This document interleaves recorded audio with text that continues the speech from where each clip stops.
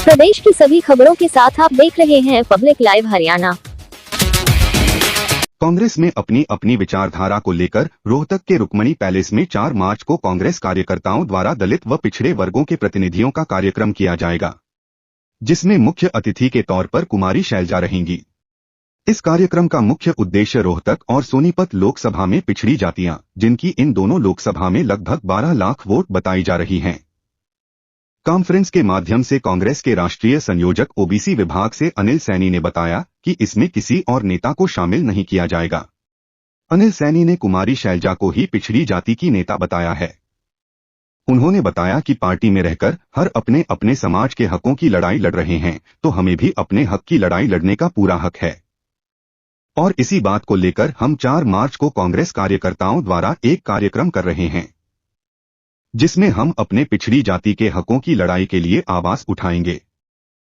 आज़ादी से लेकर आज तक किसी भी पिछड़े को कांग्रेस पार्टी की तरफ से कभी कोई टिकट नहीं मिला, क्योंकि मैं कांग्रेस में नेशनल ऑफिस बीरर हूँ, ओबीसी विभाग में यूपी का प्रभारी भी रहा हूँ। तो हम कुमारी शैलजा जी के माध्यम से जहाँ करीब 1000 प्रतिनिधि उसमें शामिल होंगे, वो अपनी बातों को रखेंगे और मजबूती के साथ कांग्रेस को हम मजबूत करने के लिए भी संकल्पबद्ध होंगे।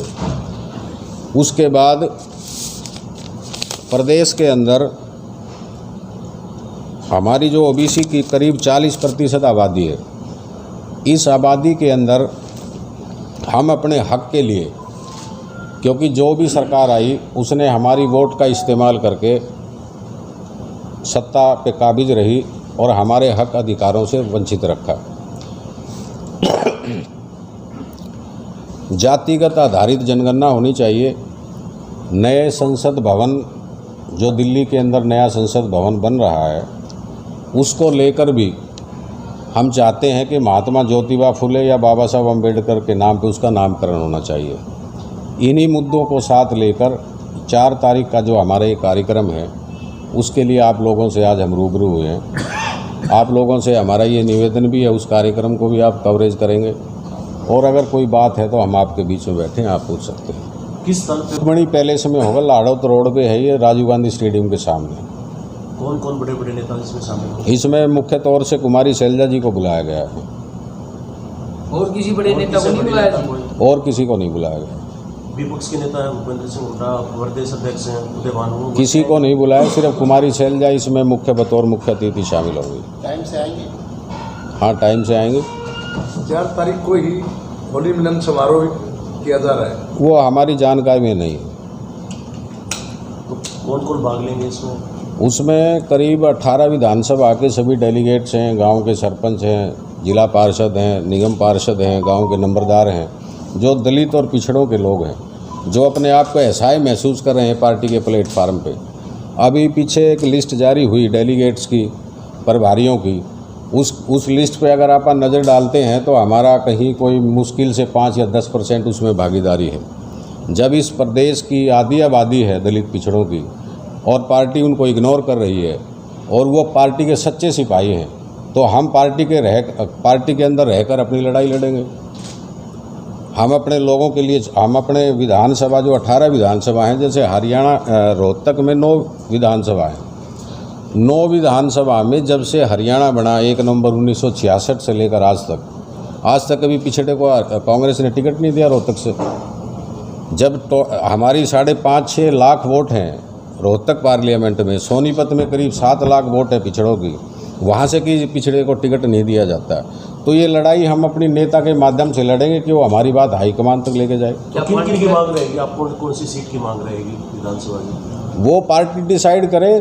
जहाँ जहाँ ओबीसी की बाहुल्यता है वहाँ पे पार्टी टिकट दे हमारे को। क्या पार्टी में बगावत खत्म नहीं हुई अभी? देखो आप, राहुल जी ये कह के गए थे भाई यात्रा में ये सब मिल के चले, और आप नहीं, हम भी मिल के चल रहे हैं। हम कौन सा अलग हो गए? शैलजा बनोदर दिया है और किसी नेता, देखो वो हमारी उदय भान भी आ जाते हैं। नहीं, उदय भान, देखो उदय भान की जहाँ तक बात है तो उदय भान जी का तो सबको ही पता है। उदय भान जी प्रदेश अध्यक्ष हैं और उदय भान जी के रहते हुए उस लिस्ट में नज़र डालिए कितने दलित हैं, कितने पिछड़े हैं। तो उदय भान जी क्या कर रहे थे? तो गुटबाजी अभी भी है कांग्रेस? नहीं, अगर उनको देखो, हम गुटबाजी ये बात रखी जाए तो अगर आप नौता दो ना आए तो अलग बात है। नहीं, हमने सिर्फ कुमारी शैलजा जी को बुलाया है। वो अपने लोगों से रूबरू होना चाहती है, वो उनके मन की बात जानना चाहती है, उनके मन के अंदर क्या है। वो जो लोग कांग्रेस के सच्चे सिपाही हैं, कांग्रेस को वोट करते हैं, जिनकी वोट के दम पे कांग्रेस सत्ता में आई है, और उन लोगों को इग्नोर किया जा रहा है बार बार। तो इन्हीं सब बातों को लेके कुमारी शैलजा अपने लोगों से रूबरू होगी, उनकी बात तक वो हाईकमान तक रखेगी। अब सभी कहते हैं कि पिछड़ी जातियां सारी बीजेपी में, भारतीय जनता पार्टी की तरफ चलेगी।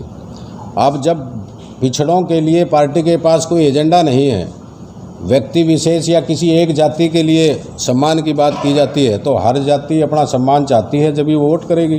क्या एक जाति से नेता बन जाएगा? एक जाति से कोई नेता नहीं बनता, और आपके सामने सारी चीज़ें। एक तरफ तो पार्टी हाथ से हाथ जोड़ो कार्यक्रम चला रही है कि नफरत भूलो प्यार का पैगाम लेके आ रही है, दूसरी तरफ आप लोग एक नेता। नहीं, हम कोई गुटबाजी की बात नहीं करें। हाथ से हाथ जोड़ो अभियान हमारा सफल हो रहा है, हम भी उसमें शामिल हो रहे हैं। पर क्या अपने घर में रह के अपने हक हकूक़ की बात करना गलत है? तो कौन दबा रहा है आपके हक? कौन दबाए जा रहे हैं? आप देखो, हक की बात जो प्रभावशाली आदमी होते हैं तो वो उन्हीं का मिसयूज करता है। कौन है ऐसे प्रभावशाली कांग्रेस? देखो, कांग्रेस के अंदर और बहुत जो भी बड़े सीनियर नेता हैं, उन नेताओं ने पीछे हमारी खुद कांग्रेस की सरकार रही है, उस दौरान हम पिछड़ा वर्ग एकता मंच के बैनर के नीचे, हम जन्मजात कांग्रेसी हैं, मैं कांग्रेस में पदाधिकारी हूँ। हमने एक अपना सामाजिक संगठन बना के दिल्ली तक प्रदर्शन किए, रोहतक में प्रदर्शन किए, प्रदेश के तमाम ज़िलों में हमने प्रदर्शन किए कि 27% आरक्षण ओबीसी को मिलना चाहिए। मंडल आयोग की रिपोर्ट लागू हुए दशकों बीत गए हैं, परंतु आज भी 27% आरक्षण नहीं दिया जा रहा है। क्लास 1 और क्लास 2 की पोस्ट में आज भी 10% आरक्षण है। देश का एकमात्र ऐसा हरियाणा प्रदेश स्टेट है जहां पर 27% आरक्षण ही लागू नहीं है।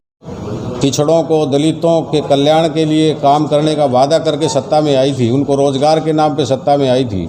कितना रोजगार मिला? सारा ओबीसी समाज सड़कों पे धक्के खा रहा है, सारा दलित समाज सड़कों पे धक्के खा रहा है। तो इन्हीं सब चीज़ों को लेके अपनी पार्टी की मजबूती के लिए हम पार्टी के अंदर रहकर अपने हक हकूक़ की बात कर रहे हैं।